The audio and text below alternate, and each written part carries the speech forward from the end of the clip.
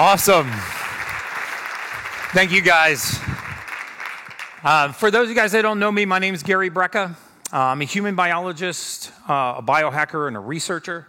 As soon as I start to talk about what I used to do, for some reason people gravitate and get a lot more interested in my previous career than what I do now, so I'll just get that out of the way real quick. For 22 years, I was a mortality researcher for the insurance industry, which meant if we got 5 years of medical records on you and 5 years of demographic data, we could tell the insurance company how long you had to live to the month. And this is some of the most accurate research in the world because the database that insurance companies have, which is the largest population database in the world, has 360 million lives. Contains information that no other database on the planet has. No wellness franchise has this. No clinical study ever published in modern medicine has this. No physician's office has this. The National Library of Medicine, the National Institute of Health don't have this information.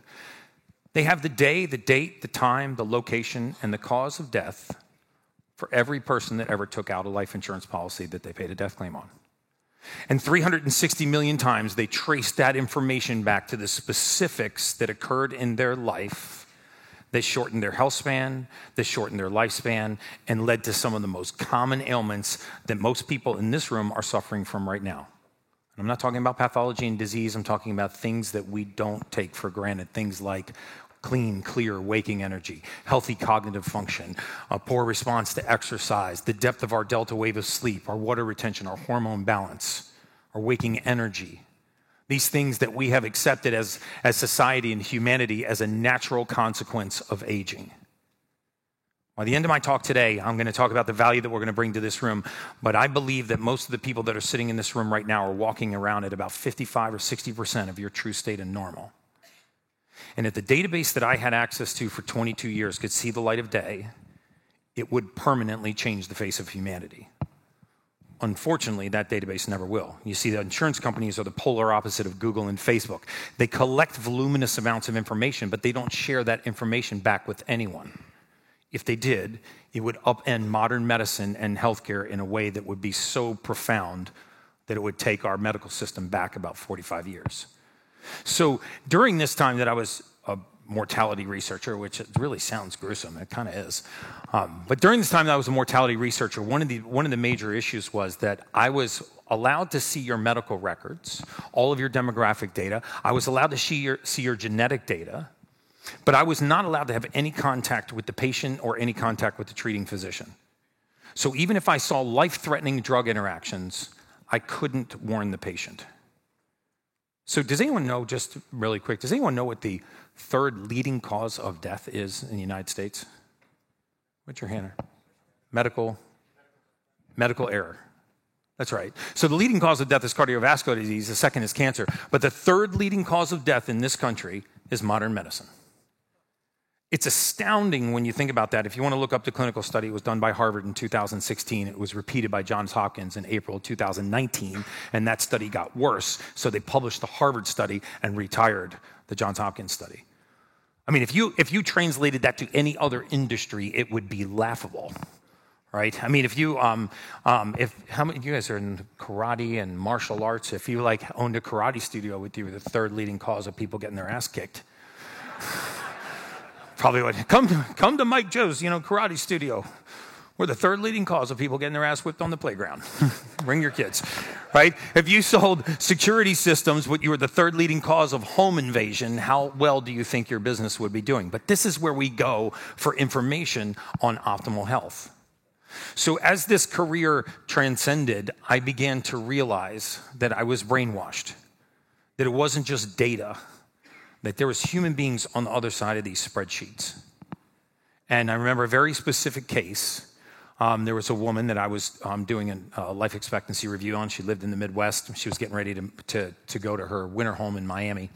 And she had a cardiologist in the Midwest, a cardiologist in Miami, and I saw that the cardiologist in Miami had written a contraindicated script. So I knew as soon as she left her home here, she was going to move. She was going to land in Miami. She was going to go to the pharmacy, pick up that script, and she was going to immediately have a thrombolytic event, a stroke, or an embolism. So I walked into my human resource director's office. I'll never forget this woman as long as I live. I only hate one person on this planet. And her name is Nancy Honeycutt. If you want to stalk her on Facebook, she's a witch. I'll give her phone number out at the end of this call, right? I know we're not supposed to do that. We're supposed to forgive and forget, but I have hated her from the day I started working there, and I hate her more today. Because I walked in her office and I said, Nancy, I'm calling this woman. This is the one. And I'll never forget, she said, Gary, if you call that woman, we will not only fire you, we will prosecute you. We'll put you in prison. We've done it before, and we'll do it again. So you need to go back to your desk, you need to get me my report, and stop coming into my office on your moral high horse. And so that day, I sat at my desk, and I wondered, how many more days, how many more months, how many more weeks, how many more hours, how many more freaking minutes am I going to sit here and predict how soon people are going to die when I have the knowledge to help people live longer, healthier, happier lives? And I turned in my resignation that day, and I went home and told my beautiful fiance that I quit my job and I wanted to start a wellness practice. And so my goal is to change the face of humanity by getting this information out. This information doesn't belong to me, it belongs to all of you. I'm also not stupid enough to think that I can do this on my own, but I am smart enough to know that I can build an army and do it with all of you. So, do you guys want to go on this journey with me? Woo! All right, I already like you guys. So, every time that I speak, I make a big, bold promise. Well, that was one of the life expectancy predictions that I did. Still, to this day, my fiance will tell you, every few weeks, I actually get confirmation of a life expectancy report, some of them that I did 23 years ago that are maturing within 3 months of our predicted date. Right, so we're going to talk about how does that happen, right? Because first we have to understand that all human beings leave this earth the same way. Everybody in this room will die of the same thing. It's called hypoxia, lack of oxygen to the brain. Only we tend to think of it as an event, a gunshot wound, a heart attack, stroke. But the truth is that everybody in here is on a hypoxic curve. And I'm going to talk about that in a minute. I'm going to talk about how we straighten that out. Because we discovered two things in the mortality space. Number one, that the leading causes why health was deteriorating were things called modifiable risk factors.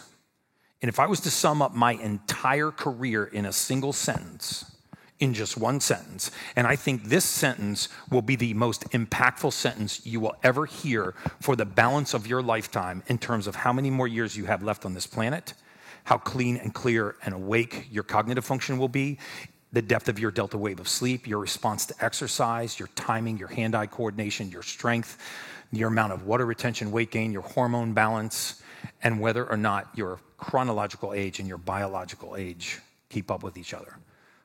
Do you want to know what that sentence is? I'm not going to tell you. You got to buy my ebook. No, just kidding. I don't even have an ebook, but it felt like a cool thing to say. So that sentence is this: the presence of oxygen is the absence of disease. The presence of oxygen is the absence of disease. And as simple as that sounds, we did not find a single disease etiological pathway, not one that did not have its roots in a lack of blood oxygen.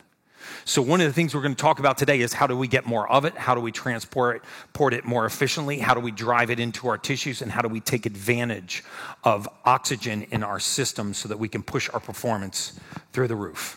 You're about to see, in the next 6 months, I'm going to release the first series of superhuman athletes that I've been working with for the last 18 months. Some of them very public, like Saquon Barkley, Stefan Diggs, and some of the UFC fighters, but other athletes that you don't know that are about to compete in the Olympic Games, and you're going to see human records shattered by margins we never thought possible. Speed, strength, hand-eye coordination, timing, things that matter to the people in this room. So I'm going to talk to you about what exactly that means. So we discovered that the presence of oxygen was the absence of disease. The second thing that we discovered was that the majority of pathology and disease as we know it today not only doesn't exist, but it is a symptom of a simple lack of raw material in the human body. How many of you either suffer from or know someone that suffers from hypothyroid, for example? Right? How about high blood pressure? You have it or know somebody who has high blood pressure, or depression, or anxiety, How about ADD, ADHD, OCD? Okay, we're going to crush all of these today. Because the next time, because these conditions run in families, we call them genetic. I spoke to a room almost 3 times this size, full of physicians once, and I asked the entire room, I said, by show of hands, how many of you are treating patients for these conditions? Genetically inherited hypertension, genetically inherited hypothyroid, genetically inherited drug or alcohol addiction, hypercholesterolemia, hypertriglyceridemia. By the time I'd gotten through 4 or 5 of those, 100% of the hands in the room were up. And then I asked this question. If these are genetically inherited diseases, can any of you tell me what gene is being passed from generation to generation that's causing those conditions? Not one physician can tell you that. Do you know why? Because that gene doesn't exist. We've mapped the entire human genome. There is not one gene in the human body that we don't know, and yet no one can tell you what gene is being passed from generation to generation that is causing those conditions. And if that gene doesn't exist, that means that condition doesn't exist. So then what is it? What is it that's running in families that causes drug or alcohol addiction or hypothyroid or hypercholesterolemia or all of these other conditions like high blood pressure and what have you to transcend through generations? You do not inherit disease. What you inherit is an inability to refine a raw material. And that deficiency leads to that disease. And I'm going to tell you today how you can find it and how you can fix it. And so my big, bold promise to you today, I make this every time I take the stage, is that if you do what I ask you to do, we will add, on average, 7 years to the lifespan of everyone in this room. You guys want to go on that journey with me? Woo! I like the little woos. I get a woo over here and a woo over there. It's like, I like the woos. 7 years, and I know this because this is the research that I did for 22 years. Right? And we trace these back to these very specific conditions. So what happens is, first we have to understand in the human body, there's not a single compound known to mankind, not one, that enters the human body that is used in the format that we put it in.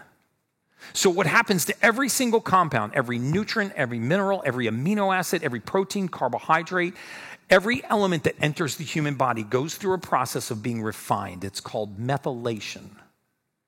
If your body cannot make this conversion, you have a deficiency.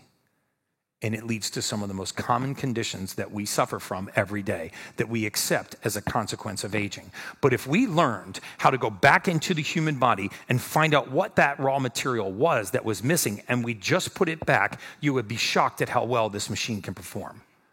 Because God put us here to thrive, not to be average. We're supposed to have it all. But we accept such an erosion of our baseline sense of normalcy. We supplement purely for the sake of supplementing. We take advice from all kinds of gurus and industry leaders about what we can do to improve our state of optimal health. And we forget to ask our own body what it needs to do its job. When you deplete certain raw materials in the human body, it leads to dysfunction. I'll give you a very simple one. We saw all the time, very commonly, we would see single nutrients depleted in somebody's blood work. Take vitamin D3, for example. That's the single most important compound in the human body. If you're not getting enough sunlight, you need to be supplementing with this. And vitamin D3 is the only vitamin that a human being can make on our own. Not a single cell in your entire body lacks a receptor for that vitamin. So how important do you think vitamin D3 is to human function? So what happens is, as vitamin D3, as we age and it gets lower and lower and lower and lower, once it gets into the single digits for a long period of time, you eventually end up with rheumatoid arthritis-like symptoms. You don't have rheumatoid arthritis, but when you walk in to see your primary care doctor, you start explaining your symptoms, how your knees and your hips and your ankles hurt, and you're stiff and achy across the back of your shoulders, and it hurts now to make a fist. And about 25% of the treating physicians will say, you know what, you've got rheumatoid arthritis. No blood work, no sed rates, no counter check. You've got rheumatoid arthritis, and we're going to start you on corticosteroids. Right? Well, we knew in the insurance industry, because we chased death rates back to prescriptions, we knew that if you started corticosteroids, you had 6 years and 1 day until you were having a joint replacement. So now you had a clinical deficiency in a very simple compound in your body. You were missing vitamin D3, caused your joints to ache, and now you were diagnosed with a condition you didn't have, which led you to take a medication that you didn't need, which 6 years and 1 day later led you to have a joint replacement that wasn't required. As soon as you had that joint replacement, I would start to reduce what was called your ambulatory profile, how well you walk. Sitting, by the way, is the new smoking. Sedentary lifestyle is the leading cause of all-cause mortality right now. So now you start to reduce your motility, then I would bring in all the diseases that exacerbate with reduced motility. So you're missing vitamin D3, got diagnosed with a condition you didn't have, took a medication you didn't need, had a joint replacement that wasn't required, and now all forms of mortality are approximating, coming from your future closer to the present moment. And I could not only predict the onset of, but the severity of, and how quickly you would succumb to that disease. And I saw this happen over and over and over and over again. You see, we have lost faith in humanity and mankind and the ability of this to heal this, right? This is the most powerful thing that we have. In fact, how many of you have heard of Dr. Bruce Lipton or Joe Dispenza? If you're familiar with those guys, we're doing a documentary series right now called The Frequency of Truth, which I'll talk about at the end of my talk today. And I'll tell you some powerful techniques where we can harness the power of this to heal this. And we'll do it right here while we're in this event today. So we realized that we were missing, these missing raw materials were leading to all kinds of conditions. And in the latter part of my career, we started actually doing gene testing. Because what runs in families is these deficiencies, these broken genes, which don't allow you to methylate to create this raw material in your body.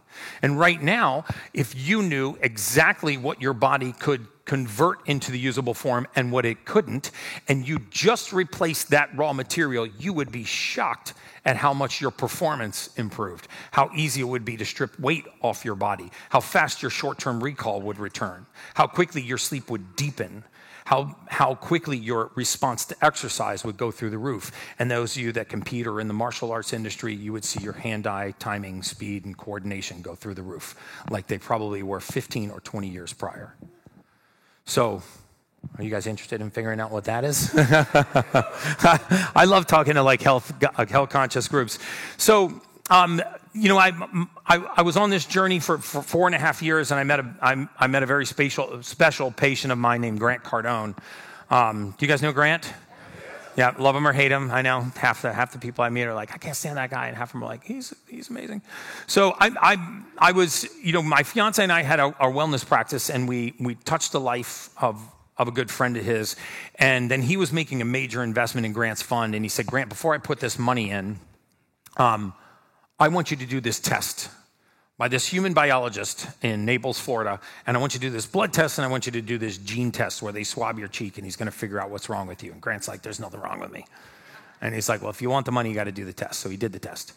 And at the time, I wasn't super familiar with who Grant was, but I was in my office, and he called the office, and I answered the phone. He's like, hey, Gary, this is Grant Cardone. I said, hey, Mr. Cardone. And he said, look, man, I don't even know who you are. I don't know what you do. But before you start, I should just tell you, I got doctors hanging on trees, and I got personal trainers coming out of my ass. Exact words. I don't like to cuss from the stage. And he said, I got personal trainers coming out of my ass. He said, I got 8 minutes, man. Why don't you just give me your spiel? And I was like, okay, well, aren't you rude? I didn't actually say that, but that is exactly what I was thinking. I'm like, you're a rude little thing, aren't you? And so I said, well, why don't we start by you telling me how you feel? He goes, I feel great. I'm running around the world. I'm building my empire. I feel great. And I said, well, do you mind if I tell you what I see in this test? And he said, no, go ahead. I said, well, Grant, I see a man that goes to bed exhausted, but his mind keeps him up until the wee hours of the morning, so that by the time you wake up in the morning, you're more exhausted than when you went to bed. I can see that you wake up sore and achy in the morning like you had a hard workout the night before when you haven't. And I bet it really bothers you that the soles of your feet and your ankles are sore when you get out of bed to walk to the bathroom and take your first piss in the morning. And he started to get quiet. And then I said, look, man, I don't know anything about your love life, but libido left the building about 9 months ago. Oh, that really got under his skin. And he got more quiet. I said, libido left the building about 9 months ago, and if I was to guess, the thing that bothers you most is brain fog. And he goes, what the hell do you mean, dementia? And I said, no, brain fog. You get a great idea in the bedroom. By the time you walk to the kitchen, you wonder what the heck you're doing in the kitchen. And then he got mad. And he said, who told you to say that? Did Elena tell you to say that? Did Jared tell you to say that? Who gave you that information? I said, no, nobody gave me that information. I'm looking at your gene test right here. And he goes, you can really tell all of that from that test? I said, I sure can. He goes, can you fix it? And I said, yeah. He goes, how long will it take? I said, a couple of weeks. He goes, okay, I'll do whatever you say. Lotions, potions, creams, jellies, or injections. I rehearsed that because that's exactly what he said. Lotions, potions, creams, jellies, or injections. Like, we only have 2 of those, by the way. We don't have any lotions or any potions. I don't even think we have a cream, do we? But, or a jelly. Yeah, I didn't have half the stuff, he said. And he said, here's my credit card, man. Just ship to my house. And he hung up the phone. And about 3.5 weeks went by, and then I started to realize who Grant Cardone was, and then I got another phone call back, and he calls the office. And so now I'm like super nervous, and I go back to my desk, and I don't know why I did this, but like it was a phone call, but I start neatening up my desk. And I think I like sat down and stood up and sat down and stood up like 3 times, and I go, what the hell am I doing? It's a phone call. So I went, boop, and I said, hello, and he said, hey, Gary, this is Grant Cardone. I said, hey, Mr. Cardone. He goes, what the hell do you have me on? And I was like, oh, God, it's over. Shut it down, shut the lights off, fire the staff. We're going to sell flowers or something. I never wanted to be in the wellness space anyway. And he goes, man, I feel great. He goes, I'm chasing Elena around like a high schooler. He goes, I got the energy of 10 men. The brain fog you talked about is gone. I don't have an ache or a pain in my body. And he said, Gary, I haven't slept in 10 years. I sleep 6 nights a week now over 7 hours. Not a single pharmaceutical. Just the compounds that were missing in Grant Cardone's body. 4 years of treating Grant now. 2.5 years after that, he bought our wellness franchise and now has injected enough funds for us to spread 1,000 of these franchises around America. So soon there'll be 20 of these in every state. So thank you. Because the mission really is to change the face of humanity by getting this information out here. So let me tell you what's in one of these tests. And you don't have to do this test through us. You can do it through us. There's plenty of companies that do them. But if you do any one thing for yourself today while you're here or over the next week, you need to find out what is going on with these 5 specific genes in your body. You see, if you pulled your entire genetic code, you would get so much unactionable noise. You got olive skin, you've got brown hair or green eyes or detached earlobes. That information is useless for treating you. But these 5 genes are the 5 genes in your body that are responsible for converting nearly every raw material that enters your body into the usable form. Not one of you right here today statistically has all 5 of those working. So once you know which one is broken, you know exactly what to supplement with. Because when I go to most people's supplement cabinets, I see all kinds of nonsense. St. John's wort and saw palmetto and CoQ10 and turmeric and all kinds of stuff. And when you start asking people, why are you taking that? Well, my friend takes it, and my neighbor told me to take that, and my spouse took that, and my uncle cured his heart disease with this one. You have to ask your body. We have to ask our biome what is missing and what do we need. So that gene down there, that first one, first of all 5 of those colored rectangles, they should all be green. When they're red, it means that both parents gave you the gene mutation. It doesn't work at all. So you can see that Grant had 3 of those 5 genes completely broken. So once we fixed that, once we supplemented for that deficiency, that's when his portfolio went from $720 million to $6 billion over the same 4-year period. Right? If you look at him, he doesn't look, act, or perform like a 64-year-old man. If you saw the Dana White podcast or the Kendall Jenner podcast, you'd know that these people were plagued by things like anxiety and depression, and they sought medical attention and chemicals and synthetics and pharmaceuticals to try to treat conditions that were just simple missing raw materials in their body. So if you have that gene mutation, which 44% of the people in this room have that gene mutation, I won't tell you what the nickname is for the MTHFR gene. You probably figure that out on your own. It's the motherfucker gene. So I happen to be one, so I can say that 44% of you are motherfuckers too, just so you know. So if you have that gene mutation, this is a simple inability to convert folic acid into the usable form called methylfolate. How many of you have heard of folic acid? Okay, how many of you know that folic acid is an entirely man-made chemical? We make folic acid in a laboratory. You can't find folic acid anywhere on the surface of the earth. It doesn't occur anywhere naturally in nature. It's made by a chemical company called Monsanto. So now, in 1993, the U.S. federal government signed a deal with them and said, well, you know what we're going to do? We're going to take folic acid and we're going to spray our entire grain supply with it. We're going to spray all white flour, all white rice, all white bread, all white pasta, and every grain made in America. We're going to spray it with the chemical folic acid. And that's what we call fortified or enriched. We don't use the term sprayed with folic acid. We use the term fortified or enriched because fortified or enriched sounds a lot better. Well, 44% of the population cannot process that nutrient, right? And so what happens when you put high doses of folic acid from normal foods or from supplementation into a body that cannot process it? The first thing that happens is it gets agitated and they go nuts. So it spikes the activity in the brain. The brain starts to create thought at a rate that is faster than it can dismantle thought. We call this attention deficit disorder. Right? How many of you either have or know someone who has ADHD? Okay, the true people that have ADHD are not even paying attention. So you guys, they're on their phones, so they didn't hear what they just popped up and they were like, what do you say? ADHD, and they're asking the person next to them. That's how I know you have ADHD. So attention deficit disorder is not an attention deficit at all. It's an attention overload disorder.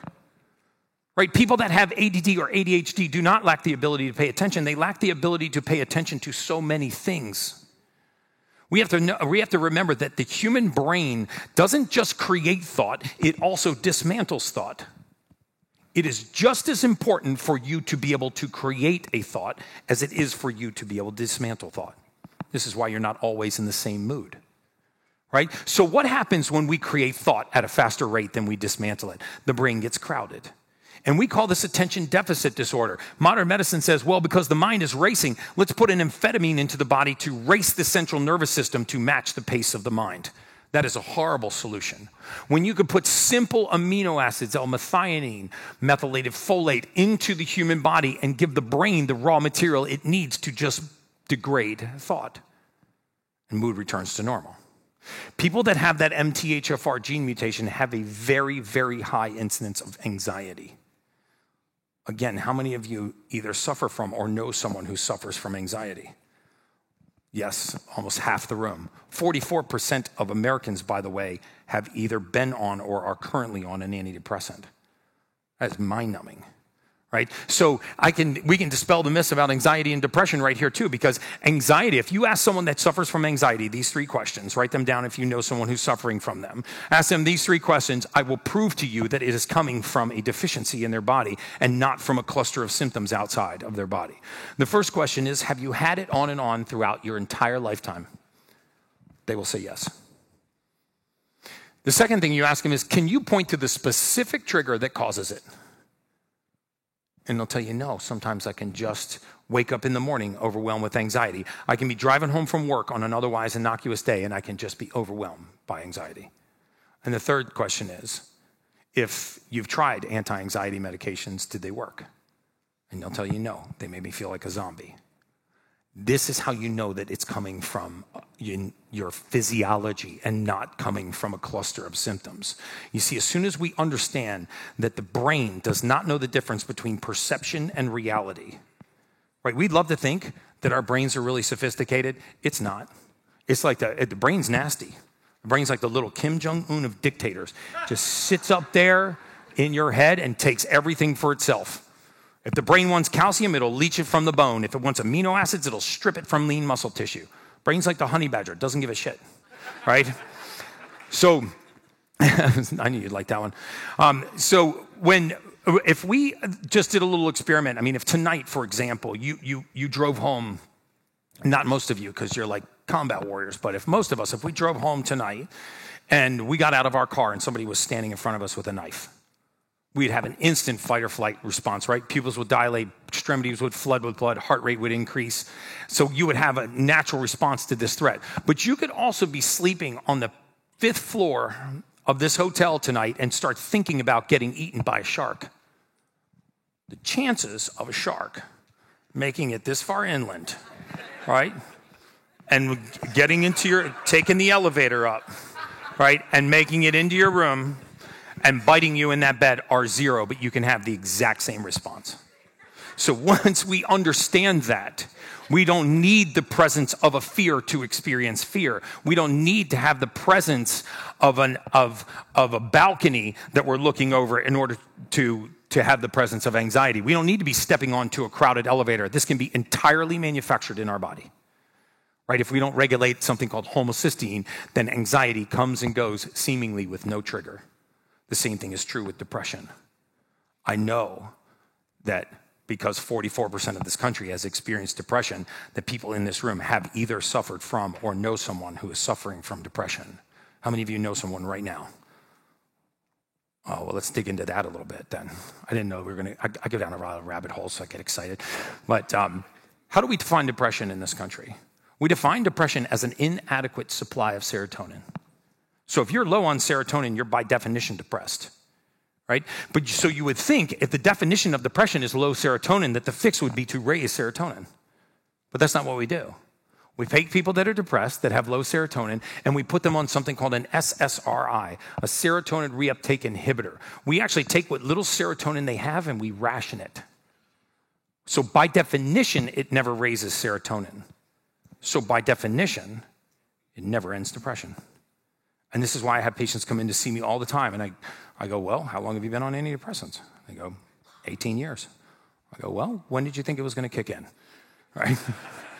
Because if we understand that serotonin is made in the gut, it's actually made by those next two genes. See those next two red genes right there, MTR, MTRR? If those genes are broken, you are very susceptible to depression and anxiety. Because if those genes are broken, you can't methylate something called homocysteine. This is very easy to fix. You can supplement for that deficiency, and you can turn the serotonin factory back on in the gut. 90% of the serotonin in our body is right here. If you don't have it here, you can't have it here. So depression rarely begins out here. Anxiety rarely begins out here. It usually begins right in here. We used to have a saying in the mortality space that the absence of dopamine was the presence of addiction. If I start to deplete the neurotransmitter dopamine from your body right now, it will drive addictive behavior. There are people with that gene mutation, AHCY, right up there on the top right-hand side, that have impaired dopamine methylation. We take simple amino acids that are in your bloodstream right now, and the body converts them into neurotransmitters. And these form the basis of all mood, all emotional states. They're just a collection of neurotransmitters bound to oxygen. That's what an emotion is, right? The difference between anger and passion is one neurotransmitter and the presence of oxygen. That's it. This is why, by the way, no human being has ever woken up laughing. You can't wake up laughing because you don't have the oxidative state to experience laughter. Can you wake up angry? You want to do an experiment tonight? Just pinch your spouse while they're asleep. Wait for them to get in a nice, comfy sleep and give them a good, deep fingernail to fingernail pinch. And I promise you, they will wake up angry. Well, why is that? Because anger is a readily accessible emotion, because anger doesn't require the presence of oxygen. It takes 0 oxygen to be angry. But if you want to experience passion, elation, joy, arousal, libido, any of the hell yeah, I won the lottery emotions, all of them as a part of their molecular structure require oxygen. As you deplete oxygen, you deplete emotional state.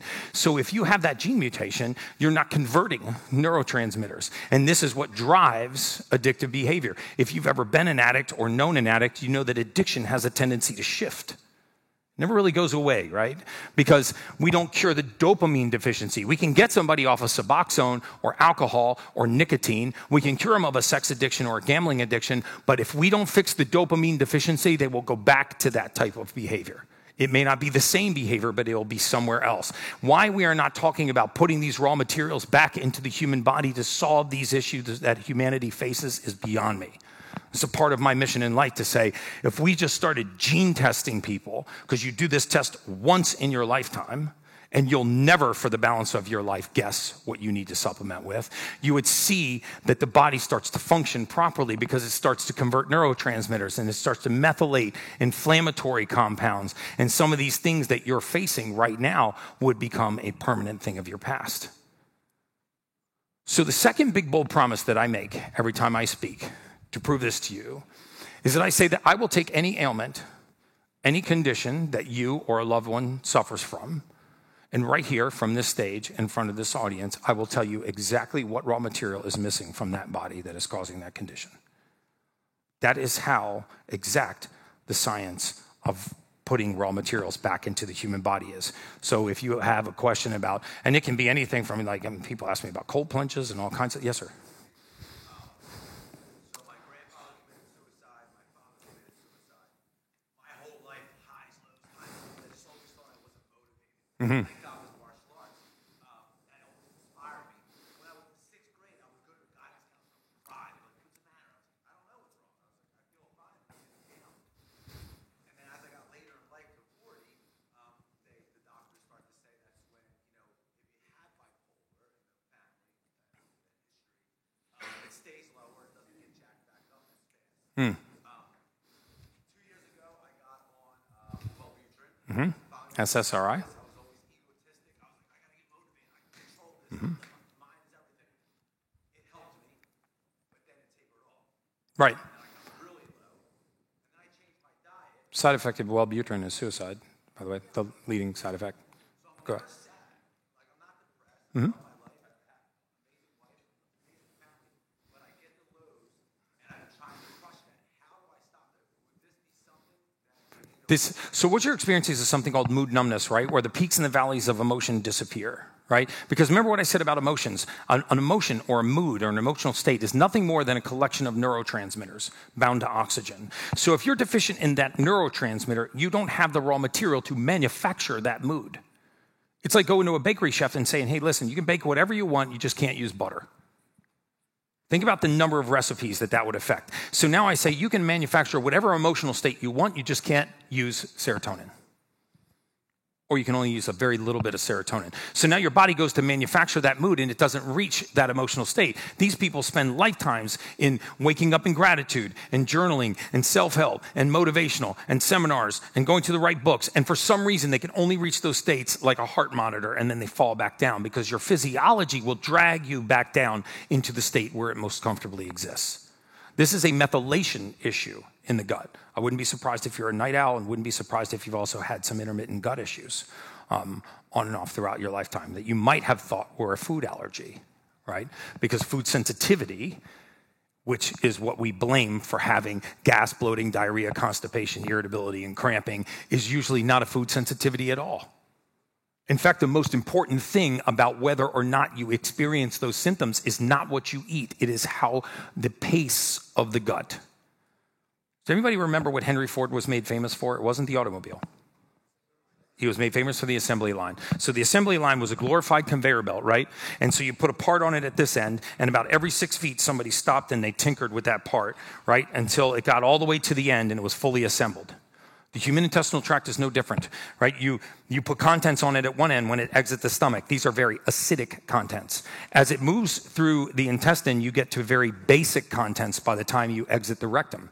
So instead of people standing along a conveyor belt, this is bacteria graded by pH. So if I accelerate something from an acidic environment to a basic environment, function will pervert. Gas, bloating, diarrhea, constipation, irritability, cramping. And we try to correlate it to what we just ate. And it's difficult because a lot of times when I talk to people that say they have allergies, I go, okay, what are you allergic to?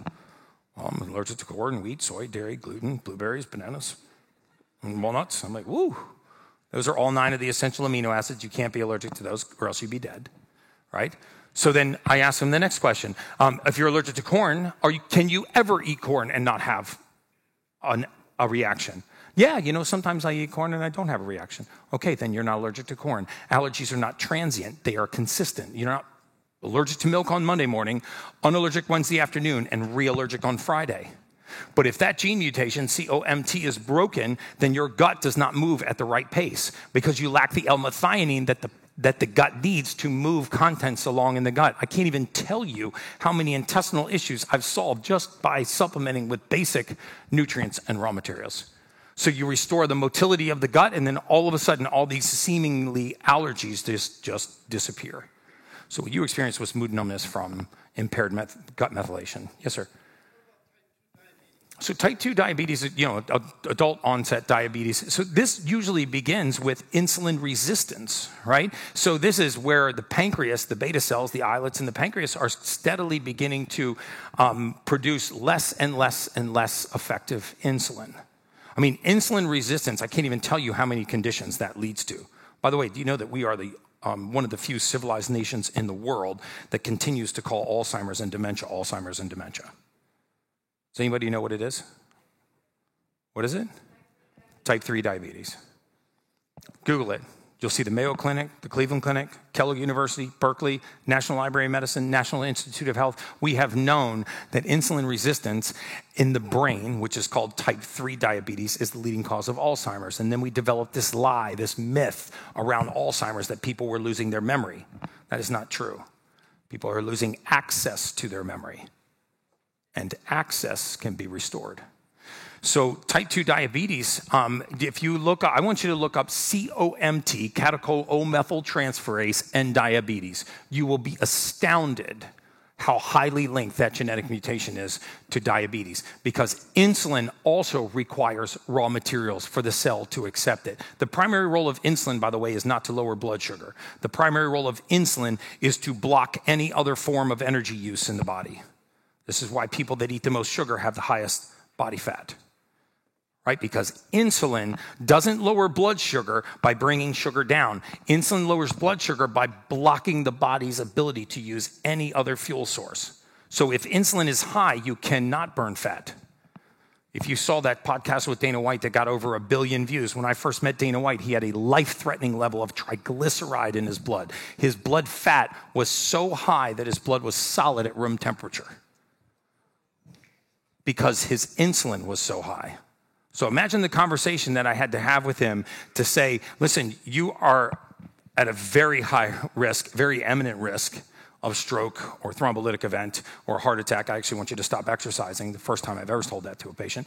But you're at a high risk because your blood fat is so high, I'm going to put you on a nearly all-fat diet. That really freaked him out. I put him on a prescription ketogenic diet. His triglycerides fell by 100 points a week for 8 straight weeks. So type 2 diabetes is heavily linked to methylation. Yes, sir? I've had gout for like 28 years. Yeah, so gout is another...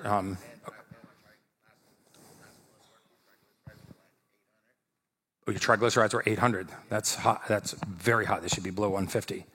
Right. So this is the same thing. So I would bet my entire career that you also have insulin resistance, what's called hyperinsulinemia. You do. Oh, you have diabetes. Okay, so there you go. So so this is how that cascade works. Insulin rises because you can't metabolize insulin because catechol-O-methyltransferase is not sending these islets and beta cells the right material it needs to make insulin. And so we put you on an insulin injection regimen where we actually take synthetic insulin from outside the body rather than giving the pancreas a break and letting it heal so that the beta cells and the islets can start to make insulin again on their own. By the fact that you still have a pancreas in your body, that organ is not dead. It is dormant. If it were dead, they'd have to take it out. You can't leave dead tissue in the body. So most of us that have conditions like type 2 diabetes or thyroid or other issues, we think that these are conditions for life. That's not true. If your pancreas was removed, you would need to be dependent on insulin. But the industry wants to get you dependent on insulin. Do you know that diabetes is a $110 billion annual industry? Big Pharma makes $110 billion a year on diabetes. How many of you think they want to shut that down? Right.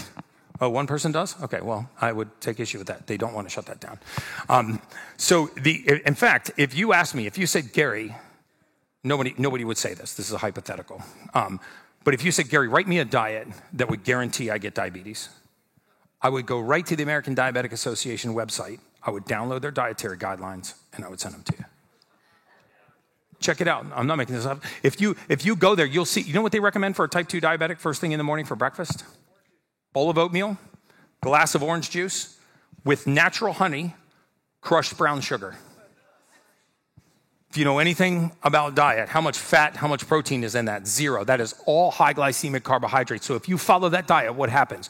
Your blood sugar spikes. If your blood sugar spikes, what do you need? Insulin. It's an insulin dependency diet. It's perfect. Break into your house Friday night, come back Saturday morning, sell you a security system. It's a perfect unit, right? Yes, ma'am.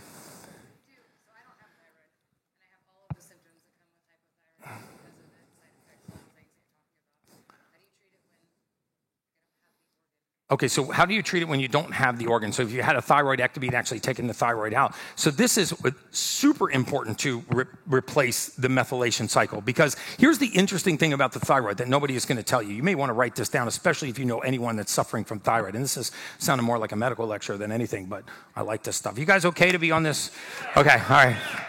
Because my fiance tells me that all I do is eat people's face, and so I feel like I'm eating your faces a little bit. But the information is important. So the thyroid produces two hormones, right? It produces T4 and it produces T3. Only the little known fact, right, is that when T3 is low, we call this hypothyroid, right? But the little known fact is that the thyroid only produces 20% of the T3 in your blood. Yet 100% of the time we medicate the thyroid, usually for a crime it's not committing. So when T3 is low, right, the question is, where does the other 80% of that thyroid hormone come from? It is methylated by that gene right there, mTRR, outside of the thyroid. You convert thyroid hormone T4 into thyroid hormone T3. If you can't make this conversion, your T3 is low and you have hypothyroid. And there is nothing wrong with your thyroid. But yet we always medicate the thyroid. So if you don't have the gland, the best thing to do is to take an NDT, a natural dissected thyroid, right? Like a Nature-Throid or an Armour so that we can regulate those, and then fix the methylation that converts the excess T4 into excess T3 so that you have the right balance. Or else you're in this chemical conundrum that looks like a heart monitor, right? And you want your thyroid levels to look like rolling hills. You don't want them to look like a heart monitor. If you don't fix that genetic deficiency, which is simple with SAMe and L-methionine, magnesium, zinc, and a specific complex of B vitamins, things that are already in your bloodstream right now, if you turn that conversion back on, it will be much easier to stabilize those levels in the bloodstream. Yes, sir? Very rarely. We've seen it less than 1% of the time. I mean, there is less than 1% chance that everyone in this room has all four of those boxes screened. That test is $599. You do it once in your lifetime. You'll never guess again what you need to supplement with to reach a state of optimal health. Yes, sir. Oh, what about seasonal allergies? So seasonal allergies is another thing. So this is a histamine response, right? So when we have histamine intolerance, so seasonal allergies is none other than some kind of allergen contacting the body, contact dermatitis, or you breathe this in, and your body has an over-response to it, right? It creates too much of a histamine response. The level of histamine response is regulated by methylation, right? Histamines is a category. There's a whole subcategory of histamines, prostaglandin E2s, bradykinins, cytokines. You know, in COVID, when people actually passed away from COVID, they didn't die from the virus, they died from the immune system's reaction to the virus. When the immune system overreacts and it gets in too nasty of a fight, it produces too much histamine, too much inflammation, and that's what can shut down the lungs. On a smaller scale, this is what happens in our olfactory membranes and our pharynx and down the walls of our esophagus, right? It clogs our sinuses. But the histamine response is regulated by AHCY, right? The body needs raw materials to act properly. Right? It actually needs certain raw materials in order to properly mount a response. You see, the body does not have the luxury that we do, for example, right? If you were getting ready to, I don't know, bake a chocolate chip cookie, but you are missing brown sugar and chocolate chips, you would just wait, go out and get those ingredients, come back, and proceed. The human body doesn't have that luxury. When it encounters an allergen or a pathogen, it's going to create a response. It knows it's going to over-respond because it's deficient in the raw material that it needs to properly respond, but it still responds. This is the same issue that happens with mood. You deplete serotonin, you deplete dopamine, and now all of a sudden somebody has an aberrant reaction to a normal situation because they lack the raw material to act normally. I mean, and every single one of us, if we would just replace these raw materials, I mean, the state of optimization that is right around the corner for you is astounding. Right? I mean, these superhuman athletes that I'm talking about working with, I can't wait for you guys to see these folks hit the market. We basically we take this gene test, we supplement them for their deficiency, and then all we do is bring everything from Mother Nature that's good from the outside and we bring it in. Magnetism, oxygen, and light. And I would encourage you guys to do that too. Have you ever heard of a PEMF mat? Pulse electro. How many of you have those? Oh, dude, those are phenomenal. Beamer, Pure Wave. You know, we're putting these in every single one of our centers. This magnetism, oxygen, and light. And you don't have to come see us. There are lots of wellness clinics that have these. You can buy a lot of this stuff online. Because remember, we get three things from Mother Nature. We get magnetism from the earth. We get oxygen from the air. We get light from the sun. Think about the last time you had bare feet touching bare soil or dirt or grass or sand, right? We don't come in contact with the earth that much anymore. Have you ever heard of grounding or earthing? Have you guys heard of that? That is so good for you. Human beings build up a charge. We need to discharge, right? And so what the industry has done, what modern marketing has done, it developed all these ways to answer what Mother Nature does for you naturally, which is to allow you to discharge into the earth. So we build up a charge. When we build up a charge, we become acidic, right? How many of you think that you can get alkaline by drinking alkaline water? Good. That is a complete fallacy. That is just a modern marketing myth.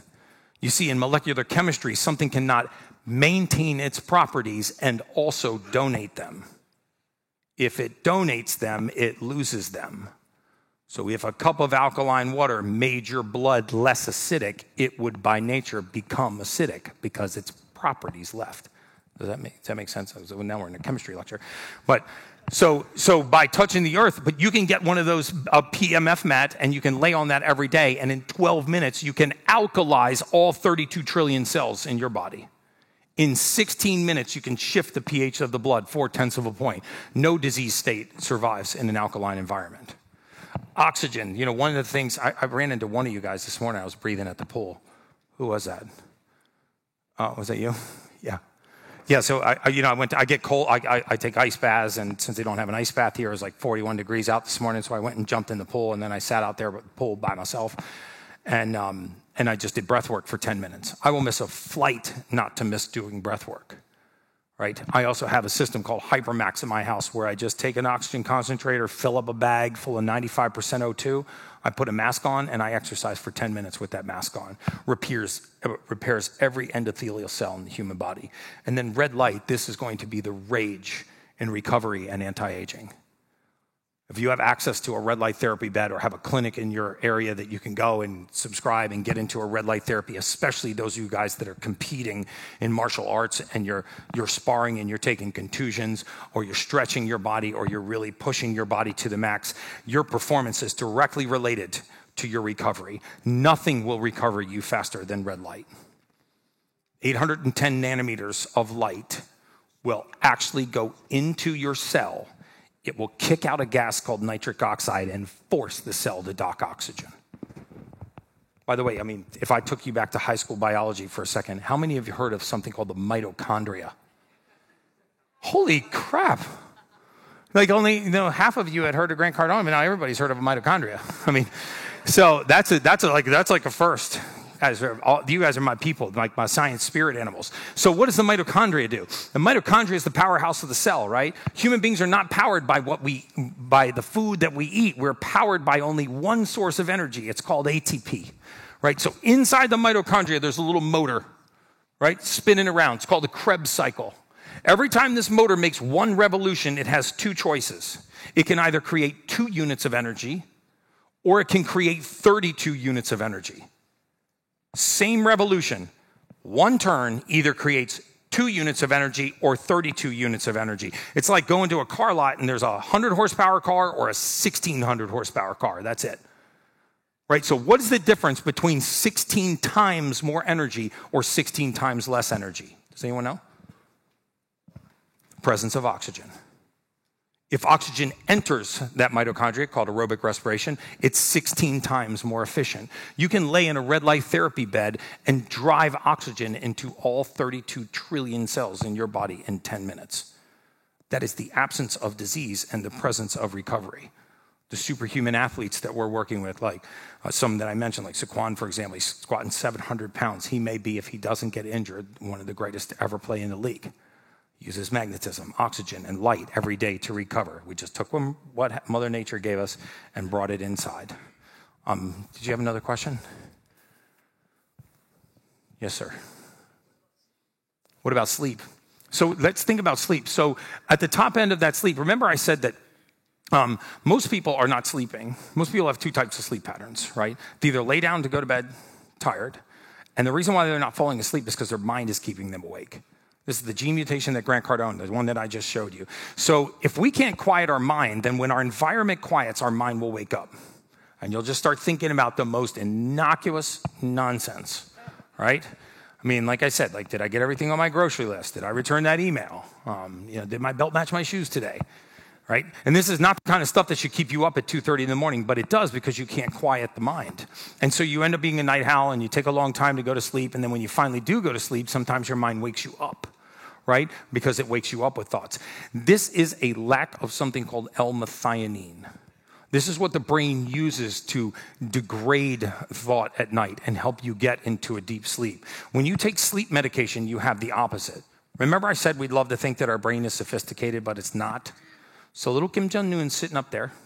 His primary job is to monitor blood oxygen. There is nothing your brain will not do to maintain adequate levels of blood oxygen. When you asphyxiate somebody, the reason why the brain instantly shuts you down is to preserve the amount of oxygen that is still left in the tissue to try to extend life.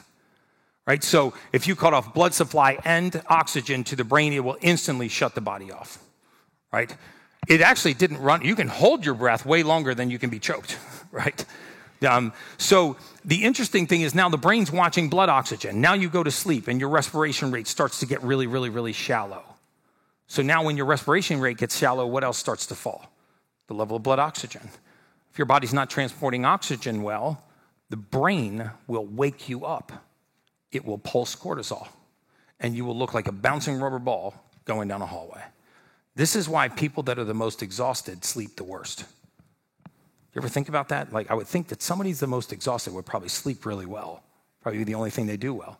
No, they're tired because they don't have blood oxygen. They can't sleep because their oxygen level is too low. So then what they do, they go to their physician. They say, hey, doc, I can't sleep. Okay, well, here's some zolpidem nitrate, some diazepam, some Ambien, Lunesta. Do you know what those drugs do?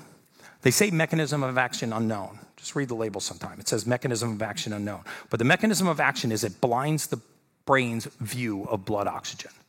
So now your brain can't save you. It can't wake you up. So you wake up the next day and you go, I hate taking Tylenol PM because it's still in my system the next morning. That's actually not true. That drug's been out of your system for 3 or 4 hours. You're feeling the effects of having suffocated for 6 hours. That's what you're feeling. You're feeling the effects of having suffocated because you've blindfolded the brain's capacity to save your life. You've avoided the cortisol pulse. You've gotten into a deep sleep and you suffocated for 6 hours. And people do this for years and then wonder why they're so brain foggy and their hormones are off and they're clinically exhausted. So if we understood the mechanism of sleep has a lot to do with our genes. If we could just quiet our mind, then we could stay in a deep sleep. So, yes. Yes, sir, right in the middle. So melatonin is part of the sleep-wake cycle, right? Melatonin is a hormone. It's naturally secreted by the brain. But the issue with melatonin is metabolized at 1 milligram per hour. So people think if I take a higher dose of melatonin, I'm going to go into a deeper sleep. That's not true. So if you lay down for 6 hours, but you've taken 10 milligrams of melatonin, you're going to have 4 more hours before that melatonin is metabolized out of the bloodstream. Melatonin is also useless without theanine and magnesium. If you don't have theanine and magnesium, melatonin is useless. This is why a lot of people don't respond to melatonin. So if you combine melatonin, magnesium, and theanine, you'll find that it has a much better effect. That's a metabolite. I'm actually a big fan of that. Yes, ma'am.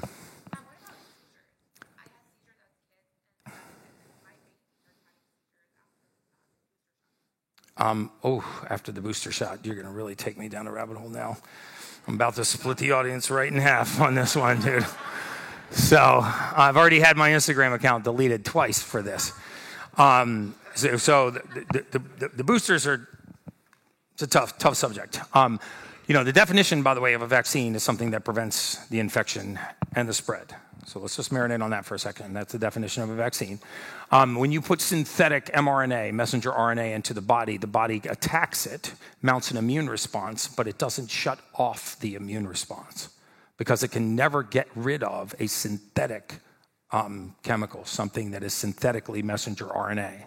So this is why almost 30% of the patients we treat right now are vaccine injury patients. You see strange things like worm-sized clots, myocarditis. We had 11 professional soccer players retire this year because of myocarditis. Tell me the last time you heard of a 23-year-old professional athlete retiring for a heart condition. We had 11 in 12 months, 2 weeks after the second booster.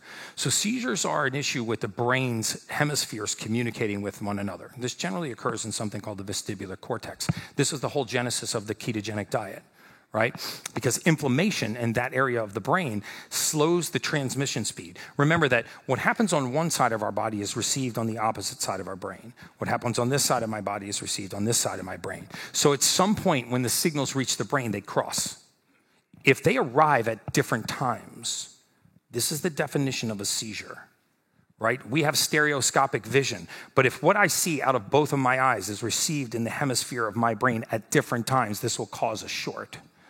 And that's the simplest way that I can explain a seizure. So when these two hemispheres have the same information come in and they receive it at separate times, then you have the short. This is why the ketogenic diet works so well for seizures, because it's the lowest inflammatory diet. It's also very low in something called deuterium-depleted water. I want you to write that down. Deuterium-depleted water. This will blow your mind when you read about deuterium. It is the level of deuterium-depleted water in the brain that actually causes this hemispherical miscommunication. It's also highly related to those genes that I spoke about. If you Google methylation and seizures, you will be astounded at what you read. You'll think those articles were written for your son. Yes, ma'am.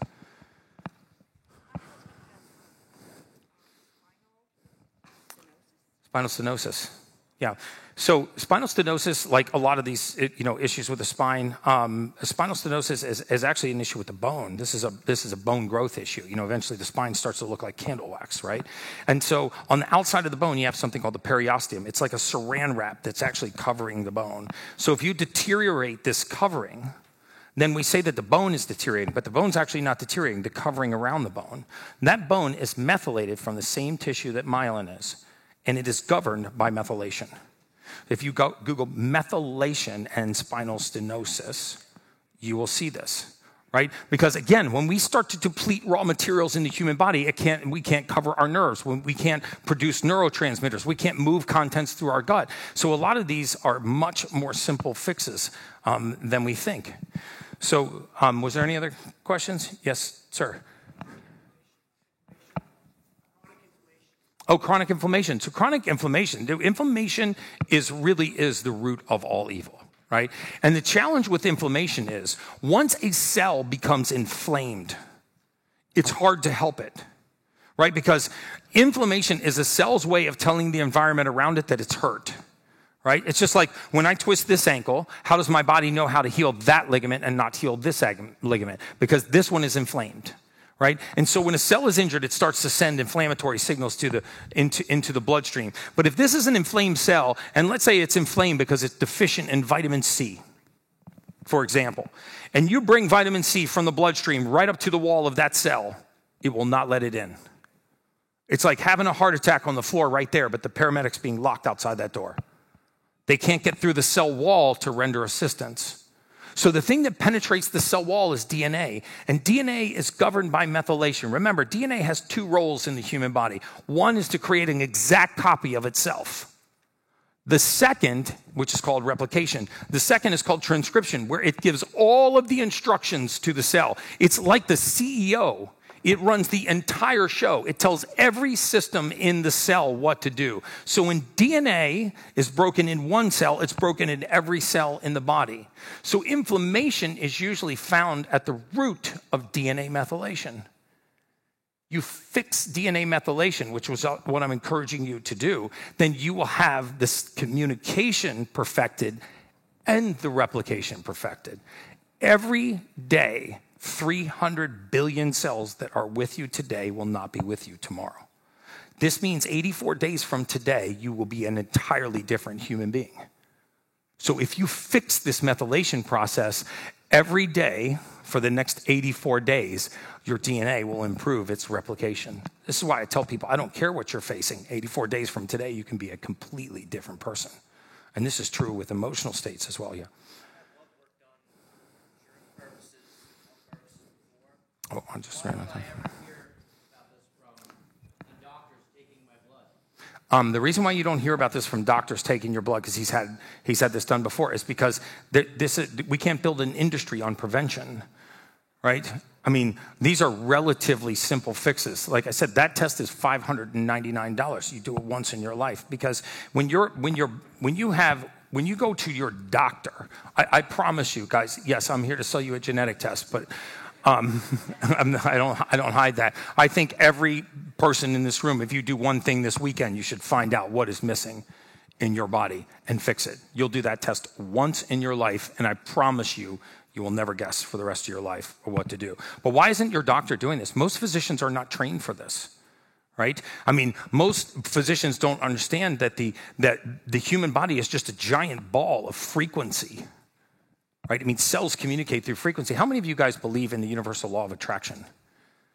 Okay, good. I'm about to make the rest of you believe in it, because I'm a scientist. I didn't believe in it either. I went decades without believing that there was some kind of universal law out there that could attract things to my life or repel things from my life, until I was actually reading a physics journal one day. And yes, I read physics journals for sport. I was reading a physics journal one day, and I discovered a law in physics, and it's called constructive interference. It says if two frequencies of equal wavelength meet, the size of the frequency doubles. This means that you can get energy from conversation. You can get energy from what I'm telling you right now. How many of you are getting energy from what I'm telling you right now? Woo! All right, awesome. So, but you can also have energy taken away from you, right? Destructive interference says if they're opposite wavelengths, it will cancel out. There's actually an amazing study done, and I would encourage you to look up some of Joe Dispenza's work. This documentary that we're working on that will air next year will absolutely turn frequency medicine on its ear, because they discovered by taking human beings and putting them for a temporary period of time in something called a Faraday's cage, which is devoid of all frequency, they started measuring the frequency that was leaving our bodies, right? And they were able to isolate frequency with such accuracy that they could tell exactly what mood you were in. Not if you were upset, but if you were feeling despair or jealousy, or you were being resentful. If you were happy, calm, elated, joyful, or aroused, they could zero in on the specific emotion. The interesting thing about this clinical study was that they found the most powerful frequency to leave a human being's body. Does anybody want to guess what that is? It's not love, no. It's not fear. It's actually the amplitude is 4 times more powerful than love. This is the most attractive frequency in the entire universe. It's the frequency of authenticity. They found that a person could only emanate the frequency of authenticity when their words were truthful and they believed what they were saying. That's why, have you ever heard that women are more intuitive? Okay, that's not true. Women are more sensitive to frequency, right? I can't even tell you how many times my fiance has said, I don't like that one. Something's a little freaky. I'm like, how could he be? Look at his shoes. He drove a nice car. He's got a nice suit. Kind of jacked. How could he be such a bad guy? And she's like, I don't know. I can't put a finger on it. And I'm like, well, if you can't put a finger on it, then I'm going to do business with him. And then 6 months later, you're like pulling the knife out of your back. How many of you have had that happen? I just listened to her blindly now. Yeah, don't raise your hand. We're talking about you, babe. But this is because they're sensitive to frequency, because when someone is being inauthentic, they can sense that. That's why I say don't respect the people that take the stage today and tomorrow because of what they've achieved or how wealthy they are. Respect them for their authenticity. So it wouldn't be here if they weren't authentic. I lacked authenticity in my career for 22 years. All I wanted to do was be wealthy, but I was predicting how soon people were going to die, and I never achieved any measure of wealth. Then I left and started focusing on people's well-being, and now I'm wealthier than I ever thought I would imagine. And so this universal principle really does work. I don't know how we got down that rabbit hole. Whew, I feel like I banged a U-turn there for a second. I'll take 2 more questions, and I want to finish this up. Yes, ma'am. Does anything change after you have a pregnancy? Yes. By the way, that gene mutation is the leading cause of postpartum depression in pregnant females. Right? 44% of women have that gene mutation. What is the first thing that an OBGYN tells you to do when you're pregnant? Take what? Prenatals with what in it? Folic acid. Right? So they tell you to take a man-made chemical named folic acid because this will prevent a neural tube defect in your fetus, which it doesn't, but because folic acid doesn't prevent anything unless it's converted into methylfolate. right? So women follow that advice. They take 1,400% of the daily allowance of folic acid, and they develop postpartum depression. And then the pregnancy ends, and they stop taking the prenatal vitamin, and the symptoms go away. So they blame it on the pregnancy, not on the vitamin. So pregnancy can mess your methylation up, yes. And you need to fix that with the right supplementation. But yes, pregnancy is known to send methylation into a tailspin. And I'll take the last question because I'm at 0. And I apologize because I'm over. I don't want to make you guys go late, but I get excited. But yes, ma'am. I've always had a healthy respect for staying away from modern medicine. Yes. Because I believe it killed my mother. And 6 weeks ago, I had a high blood pressure thing happening with myself. So you had high blood pressure 6 weeks ago. Mm-hmm. Right, yeah. And the first thing the doctor wanted to do was put me on lisinopril. And, I was a little freaked out. And I said, well, I'll do it for 30 days, and then I'm done. Right. Let's get this under control, figure it out, all that kind of stuff. Of course, 30 days is over. And she's like, no, I want you to go 3 more months. This is what they do. So anyway, I have a really amazing chiropractor who, he's also not in modern mainstream medicine, who is recommending like a red light sauna. Excellent. Like Yeah. Red light is excellent for blood pressure. That's just what you had on the screen. So I'm just coming back to the law of attraction and the universe speaking to us. And I'm speaking to you. I had 2 people speaking to me about this in the last 30 days. Yeah, it's amazing. Can I just touch on high blood pressure for 30 seconds real quick, and then I'll wrap it up. But most high blood pressure in this country, if you know somebody who suffers from high blood pressure, there's an 85% chance that they have a type of high blood pressure called idiopathic hypertension. The word idiopathic in medicine means unknown origin, means we have no freaking idea, right? Most people with high blood pressure have a normal EKG, a normal EEG. They have normal heart and lung sounds, normal dye contrast study, normal cardiac cath. They have nothing wrong with their heart. So why do they have high blood pressure? Because if you have that MTR gene mutation, you cannot lower an amino acid in your blood called homocysteine. Homocysteine is the most inflammatory compound in the human body. If you can't metabolize it, then it rises. And when homocysteine rises, when it's rolling by the inside of your arteries, it causes your arteries to clamp down. You have 63,000 miles of blood vessel in your body. What happens if I take a fixed system and make the pipes smaller? Pressure goes up. So now there's nothing wrong with your heart. You have an amino acid in the blood that's skyrocketed, that's causing your arteries to clamp down, driving pressure up, and now you're on beta blockers or calcium channel blockers or diuretics, trying to punish a perfectly functioning organ for a crime it's not committing because your body just can't methylate homocysteine. I put these people on something called trimethylglycine, TMG, an amino acid that helps the body metabolize homocysteine. As homocysteine falls, blood pressure returns to normal because there never was anything wrong with the heart. And I could go on and on and on and on about this, but I know I'm out of time. So, guys, I really want to encourage you to either take that test down, 10X Health Test, or just click on that link, or you can come talk to us at the booth back here. I want everyone to leave here and know exactly what's missing in their body that's keeping you from a state of optimal health. But thank you so much. Ladies and gentlemen, give it up for Mr. Gary Brecka.